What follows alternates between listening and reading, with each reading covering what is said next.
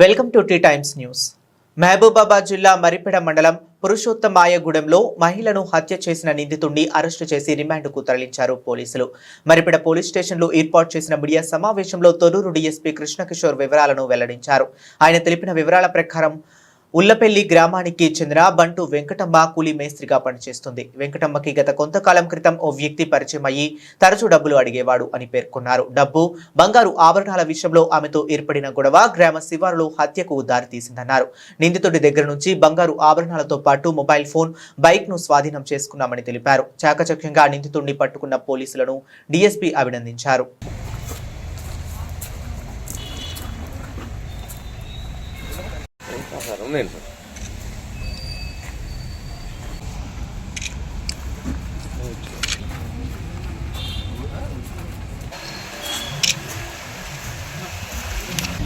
Maripeda police station పరిధిలోని పురుషోత్తమాయగూడెం శివారు లోపల ఒక 55 సంవత్సరాల మహిళ శవం ఉందని మాకు తెలియజేయగా, మరిపేడ పోలీస్ వారికి తెలియజేయగా పోయి చూస్తే ఆమె కూతురాలు బంటు వెంకటమ్మ, భర్త పేరు లింగయ్య, 55 సంవత్సరములు. ఈమె ఉల్లేపల్లి విలేజ్కి సంబంధించిన వాస్తవ్యురాలుగా ఐడెంటిఫై చేయడం జరిగింది. ఆమెని ఆ రోజు నైటు 31st నైటు ఎవరో గుర్తు తెలియని వ్యక్తులు ఆమెని కత్తితో పొడిచి చున్నితో ఊరు వేసి ఆ నీటి గుంటలో పొలం లోపల పడివేసినారని సమాచారంతో వాళ్ళ కుటుంబ సభ్యులు ఇచ్చిన ఫిర్యాదు మేరకు ఒక మర్డర్ కేసు రిజిస్టర్ చేయడం జరిగింది మరిపేడ పోలీస్ స్టేషన్ పరిధిలో. దాన్ని మరిపేడ పోలీసు రాజ్కుమార్ నేతృత్వంలో సిఐ గారు మరియు సతీష్ ఎస్ఐ వీళ్ళు ఆ కేసుని ప్రతిష్టాత్మకంగా తీసుకొని దాన్ని ఛేదించడం జరిగింది.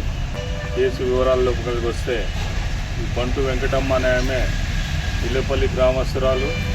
ఈమె ముఠా కూలీ మేస్త్రిగా పనిచేస్తూ కూలీలని వ్యవసాయ పనులకు వివిధ ప్రాంతాలకు తీసుకొని వెళ్ళి అక్కడ వారి ద్వారా వారి కూలీలు చేయించుకొని ఈమె జీవనోపాధి చేయడం జరుగుతుండేది. నిందితుడైన సాగర్ల వీరన్న తండ్రి వెంకన్న, వయసు 32 సంవత్సరాలు, ముదిరాజు. ఈయన హమాలి మరియు తాపీ మేస్త్రిగా కోదాడ మరియు మేలచెరువు పరిసర ప్రాంతాల్లో పనిచేస్తూ ఇతంది వాయలసింగారం, అనంతగిరి మండలం, సూర్యాపేట జిల్లా ఇతంది. ఈ క్రమం లోపల ఈమె కూలీ మేస్త్రి కాబట్టి ఆ క్రమంలో ఇతనితో పరిచయం ఏర్పడడం జరిగింది. ఆ పరిచయము వీళ్ళిద్దరి మధ్యన ఫోన్లు చేసుకొని ఒకరికి ఇతనికి డబ్బులు అవసరమైనప్పుడు ఆమె వెంకటమ్మ ఇస్తూ ఉండేది. ఇస్తూ ఉన్న క్రమం లోపల వీళ్ళిద్దరు పరిచయం ఏర్పడి ఇతనికి డబ్బులు అవసరం ఉండి ఆమెకు ఇంకా డబ్బులు కావాలని చెప్పి ఆమెని ఫోన్లలో సతాయిస్తూ తర్వాత ఈమెని ఫోన్ చేసి 31వ తారీఖు డబ్బులు కావాలంటే ఆమె ఇక్కడ రమ్మని చెప్పింది మన మరిపేడలో వచ్చిన తర్వాత డబ్బులు తీసుకునే క్రమంలో ఆమె మెడ మీద ఉన్న బంగారు ఆభరణాలను చూసి ఎలాగైనా ఈమెతో అవి తీసుకోవాలన్న ఉద్దేశం దుర్బుద్ధితో తను ఆమెకు ఇద్దరు కలిసి వైన్ షాప్ తీసుకొని అప్పుడప్పుడు ఆ పరిచయంతోనే ఆమె కూడా ఇతన్ని నమ్మి అతనితో పాటు రావడం జరిగింది. ఎక్కి మోటార్ సైకిల్ ఎక్కితే ఆ రోజు నైటు పురుషోత్తమాయగూడెం శివార్లోకి వెళ్ళి వీళ్ళిద్దరూ బీర్లు తాగిన తర్వాత ఆమె ఒంటి మీద ఉన్న బంగారు ఆభరణాలు గుంజుకునే క్రమం లోపల ఆమె ప్రతిఘటించడం వలన ఇతను ఆమె దగ్గరున్న చున్నీతోని ఉరివేయడం జరిగింది. చనిపోయిన తర్వాత ఒక స్టాబ్ ఇంజరీ కూడా చేయడం జరిగింది. బీర్ బాటల్తో స్టాబ్ ఇంజరీ కూడా చేయడం జరిగింది పగలగొట్టి.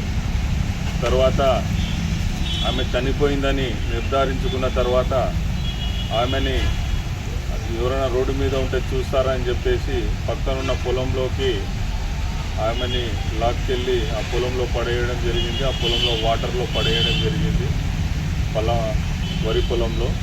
తర్వాత ఆమె దగ్గరున్న బంగారు వస్తువులను తీసుకొని ప్రతిష్టాత్మకంగా తీసుకొని మా మరిపెడ సిఐ రాజ్కుమారు మరియు ఎస్ఐ సతీష్ వీళ్ళు వాళ్ళ టీము చాలా విశేషంగా కృషి చేసి ఒక వ్యక్తిని ఎక్కడో వచ్చి ఇక్కడ ఎలాంటి ఆధారాలు లేకుండా టెక్నికల్ డాటా ద్వారా మరియు లోకల్ ఇన్ఫర్మేషన్ ద్వారా ఈరోజు పట్టుకోవడం జరిగింది. అతని దగ్గర ఉన్న ప్రాపర్టీసు బంగారు పుస్తల తాడు ఒకటి, నల్ల పూసల తాడు ఒకటి, గాజులు, ఆమె దగ్గర తీసుకున్న మొబైల్ ఫోను, మోటార్ సైకిల్, ఇతను ఆ రోజు ఉపయోగించిన మోటార్ సైకిల్ని కూడా సీజ్ చేయడం జరిగింది.